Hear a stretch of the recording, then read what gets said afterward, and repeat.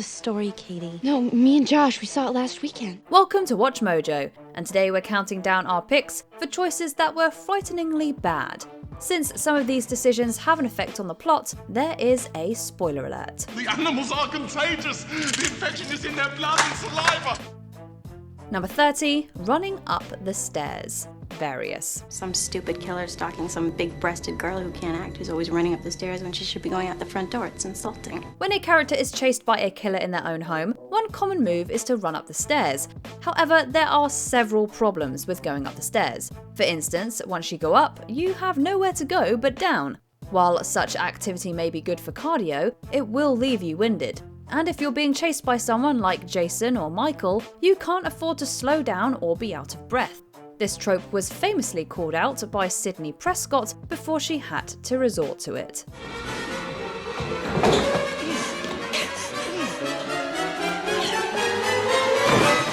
Number 29, robbing a veteran. Don't breathe. Do you think the money's in the house? I don't know. Let's go find out. A group of thieves decide to rob a blind veteran who got $300,000 as part of a settlement after losing his daughter in an accident. Karma aside, what's really stupid about robbing a veteran is that there is a chance that he has a particular set of skills he learned during his service. When the idiots eventually break into the blind man's house, they get a front row seat to that set of skills. Once the blind man ends up killing Money, whose idea it was to rob this house, it's hard to feel sorry for the home invader. Why'd you bring a gun? This is a soldier's house, Alex. Like, I'm gonna come in here without some chrome. Number 28, leaving the rifle next to the killer. Wolf Creek. Now, this little procedure is called making a head on a stick. After freeing herself, Liz is able to shoot serial killer Mick Taylor in the neck, causing him to fall to the ground unconscious. However, she squanders her luck by failing to take advantage of the situation by leaving the rifle near Mick's unconscious body when she flees. Granted, the rifle was out of ammunition, so Liz was unable to deliver a fatal headshot. But she didn't have to make Mick's job easier when he regained consciousness. She could have at least dropped the weapon somewhere else, or used it more forcefully to bash Mick's head in. What do you actually do? Now.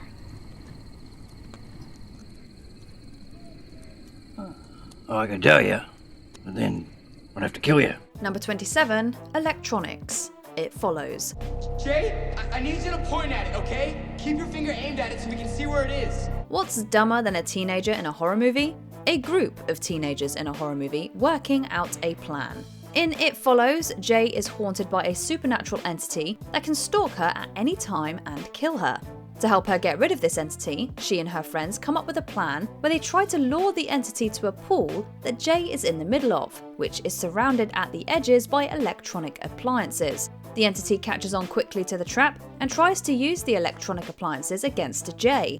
In hindsight, this could have been better mapped out. Jay, get over there! She's gonna get electrocuted! Number 26, saying Candyman's name. Candyman. Candyman, Candyman, Candyman, Candyman. Candyman.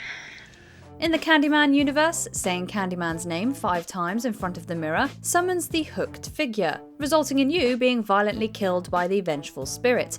Some characters dismiss this urban legend as fiction and try the ritual out of curiosity or because they succumb to peer pressure.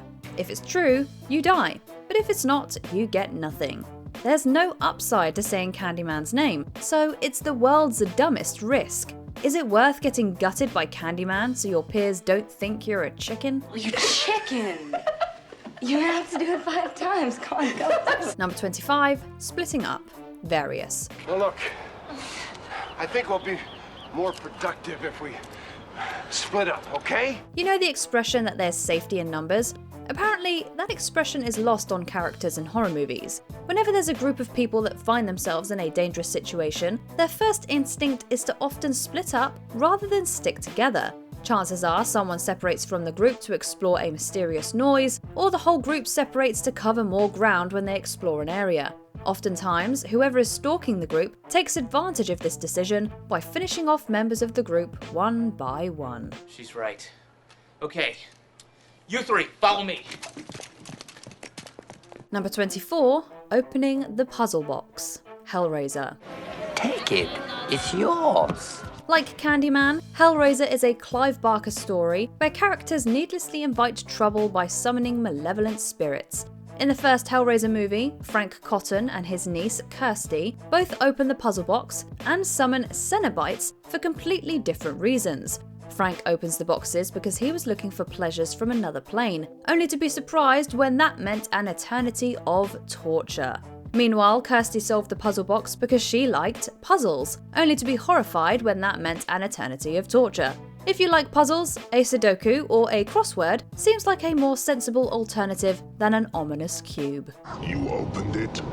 We came. It's just a puzzle box! Number 23, digging up Jason. Friday the 13th, Part 6, Jason Lives. I don't know how you talked me into this, Tommy. Hell, I must be crazy. Obsession can make you do stupid things. As a child, Tommy Jarvis had a traumatic encounter with Jason Voorhees, where he managed to kill the slasher. However, he was plagued by the feeling that Jason was still alive, so he brought a friend with him to dig up Jason's corpse to make sure he was actually dead. When they got there, Jason was dead, but the masked murderer was revived because Tommy's exhuming Jason's corpse exposed him to lightning. As a result, Jason was able to continue his murderous rampage. Jason belongs in hell. I'm gonna see he gets there. Number 22, breaking into a home of supernatural terrors. Annabelle Comes Home. We need another barrier of protection. A holy one. Over the years, Ed and Lorraine Warren have collected cursed objects that have disturbing backstories. Given their reputation, anyone who visits their house should know better than to go into the cursed objects room without their permission. However, Daniela, a teenage friend of the Warrens' daughter's babysitter, goes in anyway because she wants to contact her dead father. And of course, if she's dumb enough to go into the room without any safety considerations, she's dumb enough to mess with all of the objects, including Annabelle. If you wanted to talk to your dead father, Ed and Lorraine Warren could probably have arranged that sort of thing through a seance or something. These kind of things are best left to the professionals. What'd you do to get in there?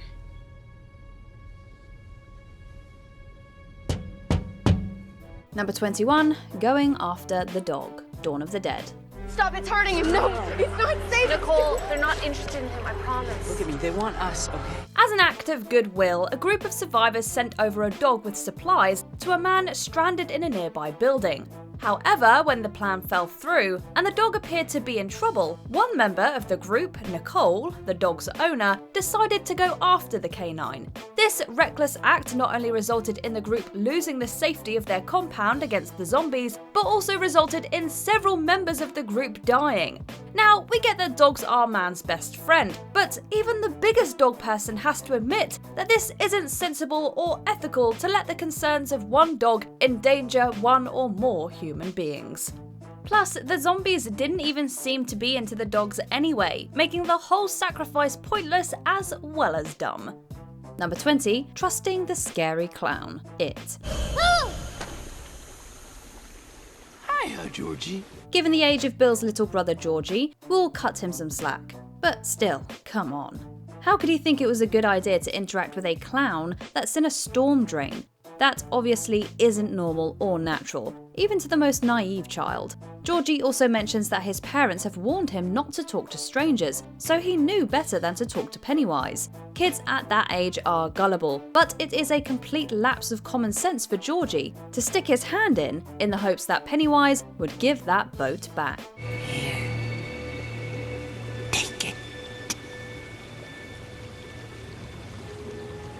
Take it, Georgie. Number 19, upsetting the spirit. Paranormal activity. When his girlfriend Katie became possessed by a demon, Mika decided to just make things worse any way he could. He flippantly documented everything with a camera and wouldn't stop even when Katie asked him to do so. No, you haven't been having any progress and you're not in control. It is in control, and if you think you're in control, then you're being an idiot. Among major sacrileges Mika committed were consulting a Ouija board, which for anyone who's seen The Exorcist is a major no-no when it comes to dealing with evil spirits, and throwing a cross into a fire. His confrontational attitude and unwillingness to be helpful and supportive eventually led to Mika's death, which at first viewing may have seemed shocking, but looking back probably shouldn't have been. Number 18, being a jerk. Midsommar. Mark tagged along with his friends to a Swedish festival that takes place every 90 years. Rather than treat the locals with respect, he acted inconsiderately and urinated on a tree that was sacred to the people celebrating the festival. It's a dead tree, though. It's dead. Yeah, I know, but it's important to us. I just had to pee. I didn't know it was special. This turned out to be a huge mistake, as the locals were part of a death cult, and they exacted revenge on Mark for his insolence. Unfortunately for Mark, he was too thick-headed to put all the pieces together, which led to his doom. The moral of the story is to always be nice to strangers, because you never know if they're actually nutjobs who would skin you alive. Number 17, throwing the map in the river. The Blair Witch Project. Mike admitted to committing this horrible act to his fellow film crew after spending days going in circles in the woods. It was useless! Now, it's heavily implied in the movie that the Blair Witch has cursed the woods, and that was why the three couldn't escape. But Mike didn't know that for sure. He just assumed the map couldn't lead them out of the woods and chucked it without consulting the others, which was incredibly selfish and self-destructive. That map was useless! This was your own map was useless! If Heather or Josh had cut ties with Mike right there and then, would anyone have blamed them? Number 16, playing a practical joke during a zombie apocalypse. Zombieland. During a zombie apocalypse, Bill Murray disguises himself as the undead to blend in. While that's a clever move, Murray probably should have thought twice about approaching other survivors in zombie makeup. We mean, the group was armed and could easily attack him in self-defense without checking to see whether he was a zombie. Bill Murray, you're a zombie?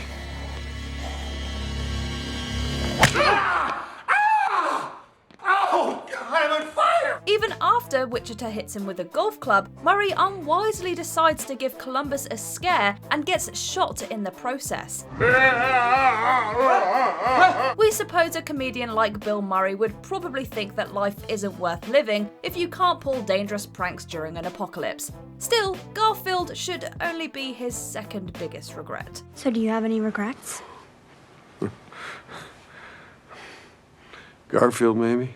Number 15, reading from the book, Evil Dead. Naturum demonto. Naturum demonto, the Book of the Dead. Such words may not seem appropriate for someone trying to treat their substance use disorder. But in Fede Alvarez's supposedly fresh installment on the classic series, Eric made the conscious decision to study a flesh-bound book which also happens to be written in blood. I read a passage from that book. It was some sort of prayer. I released something, David. I released something evil. Spoiler alert, Mia soon has more to worry about than drugs though, all thanks to Eric and his dim-witted curiosity. Here's hoping you never find yourself in a situation where you have to choose between Naturum demonto and illicit substances. Number 14, running in a straight line. Prometheus. In this sci-fi horror film, a spacecraft that has been crashed into was sent rolling after two people who decided to keep running in the same direction the ship was spinning. At any point, they could have turned a different direction and avoided the ship, like literally any other direction. But no, they decided to keep going in front of the ship and risk getting crushed in the giant vehicle's path. One of the two caught on and did the obvious, while the other just whimpered and was crushed, rather than apply common sense.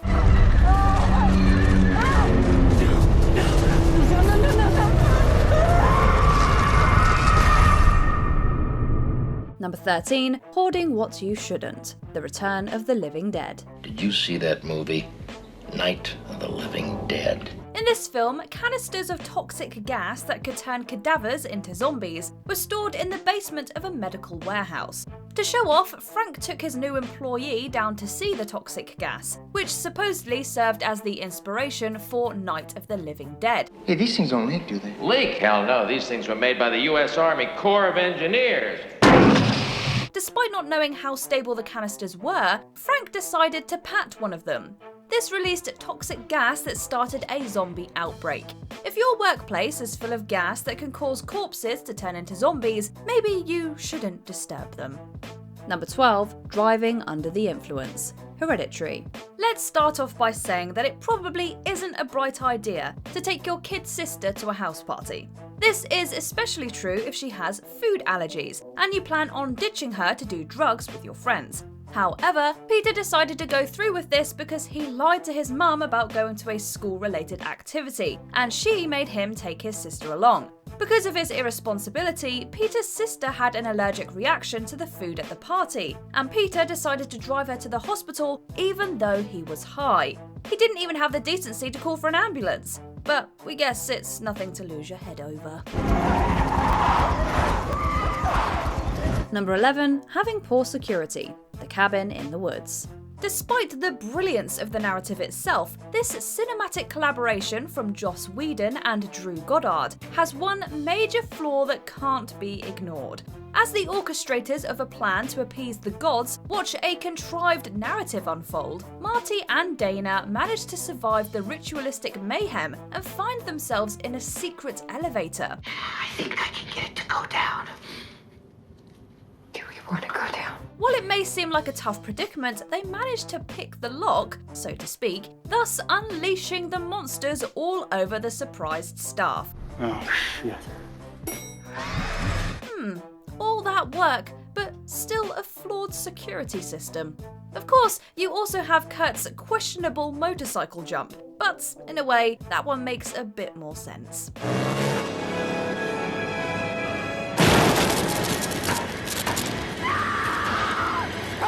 Number 10, entering an unexplored cave. The Descent. Considering what happens to Sarah's family in the opening events of The Descent, you'd think that Juno might have learned a lesson when it comes to future outdoor excursions. Safety first. Holly, safety first. I don't want any stunts this time. You okay? No. See you down there. But these are the movies, and if you're going to take your loved ones spelunking, you go big or go home. Of course, Juno didn't exactly tell anybody the truth regarding the unexplored cave system. So, naturally, they were all kinds of screwed and left to battle some deeply annoying creatures known as the Crawlers. And you know what happens next.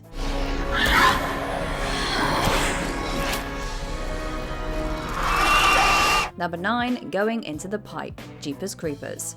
In the middle of a road trip, a brother and sister came across an aggressive hothead who had a bad case of road rage. Jesus. After following the mysterious man, the two witness him drop a body into a pipe. Rather than do the sensible thing and call the police, the brother, Darry, decided it was a good idea to take matters into his own hands and explore what was in the pipe. Darry, don't even think about it!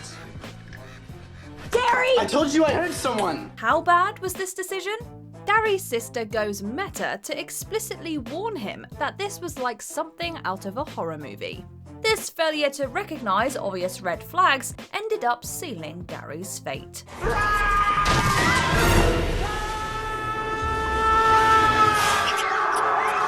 Number 8, not running to safety. I know what you did last summer.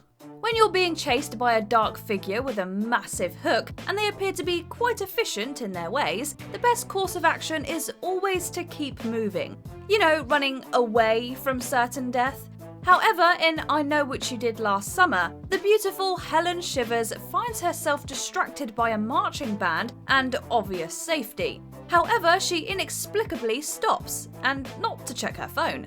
And that's how she gets herself killed. Now, that's why people scream at inanimate objects in public.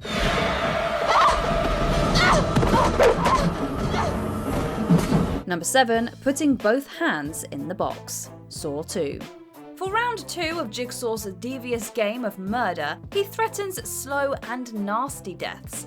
But like a true gentleman, he informs the victims that antidotes can be found around the pad. One is inside the safe in front of you. You all possess the combination to the safe. Think hard. The numbers are in the back of your mind. Well, once Addison reaches a glass box, she's not quite as composed as she'd like to be. If she would have just processed the situation properly, rather than sticking not one but both hands in the box, she might have noticed the key lying just a few inches away. Help me! Help me! Not a sharp move, Addie. Kind of like Lawrence cutting off his damn foot in the original Saw, rather than using his shirt to get the phone. What are you doing? Number 6. Not hanging up and calling the police. Scream. By now, we can look back at this scene and laugh, considering we know the franchise as a whole. Still, it's a perfect example of how poor decision-making can make any mild-mannered viewer foam from the mouth, whether inside the movie theatre or at home.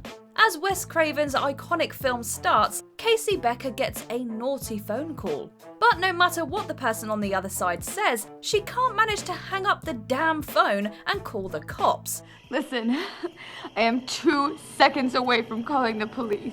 They'd never make it in time. We're out in the middle of nowhere. You gotta hand it to Drew Barrymore for such an honest performance, even if her character is a few apples short of a bushel. Who's there? I'm calling the police! Number 5. Having crime be legal for one night. The Purge franchise. Commencing at the siren, any and all crime, including murder, will be legal for 12 continuous hours. While the idea behind The Purge sounds like an interesting thought experiment, it's a bad idea that should be scrapped immediately after consideration. Once you start to think about the logistics of carrying out such a concept, the more it starts to fall apart. Even if it boosted economic productivity and brought down unemployment, the human cost would outweigh any economic benefit from the purge. Purge and purify. Say it with me. Purge and purify! Purge and purify! Purge and purify! Each movie shows different problems that come from the purge, not only on the poor and marginalised communities, but also everyone else. Number 4, watching a videotape you know is haunted, The Ring. Have you heard about this videotape that kills you when you watch it? If Scream made people laugh and cry, this American remake of a classic Japanese horror film made viewers melt down in public and dribble a little bit of pee down their leg. At the heart of The Ring is The Tape, a disturbing recording that characters have been warned not to watch because it will kill them. And just like how nobody can turn away from a train wreck, the characters of the film naturally just have to know what the F is going on with the tape, as if they actually knew that a creepy girl would crawl out of the TV and drag them to hell. But alas, that's what happened. The moral of this story, maybe don't push play and just go to the gym or something. So, what are we watching? Home movies or something? I'd really rather watch it alone. Really. Whatever. Number 3, releasing the chimps, 28 days later. Kind of like climate change, some people just refuse to believe scientists. The chimps are infected. They're highly contagious. They've been given an inhibitor. Infected with what? Despite warnings from one in the opening minutes of the zombie flick 28 Days Later, a group of activists make a supremely idiotic decision. Stop! You've no idea! The chimps essentially rage against the machine, and they rage hard, giving the film its title and making viewers hate those animal activists, as if Peter wasn't already having a hard enough time as it is. They really ruined it for everybody, and even managed to infect us with anger.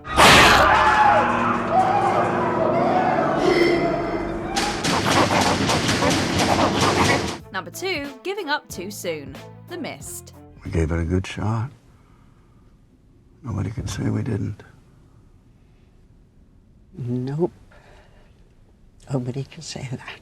In perhaps one of the most agonising moments in modern cinema, a man comes to the proverbial crossroads after The Mist wreaks havoc. Yet, this path of escapism involves death for his entire crew. Being the upstanding citizen that he is, David Drayton executes a mass act of what he considers as mercy, sparing himself only because he ran out of bullets. But surprise! The war is over, as the US Army rolls up and inadvertently delivers the knockout punch to old Davy's very soul. Now, that's what you call some bad timing, and certainly a blow to the senses.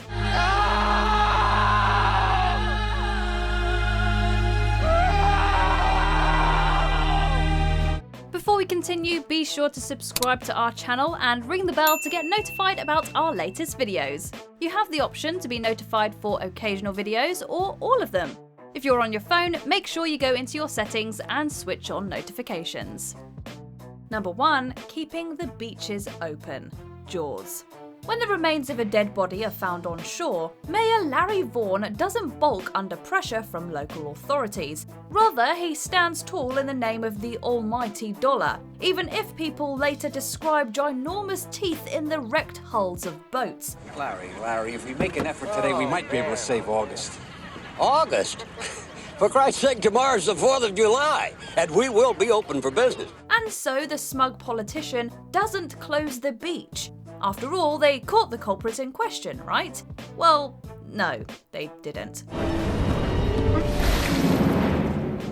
Some people in horror movies screw only themselves with dumbass decisions, but in Jaws, one prideful man just couldn't pay attention to the obvious facts and made everybody feel the wrath of a great white shark. I was acting in the town's best interest. That's right, you were acting in the town's best interest, and that's why you're going to do the right thing. That's why you're going to sign this. What kind of dumb mistake would you make if you were in a horror movie? Let us know in the comments. You should never say who's there. Don't you watch scary movies? It's a death wish. Did you enjoy this video? Check out these other clips from WatchMojo, and be sure to subscribe and ring the bell to be notified about our latest videos.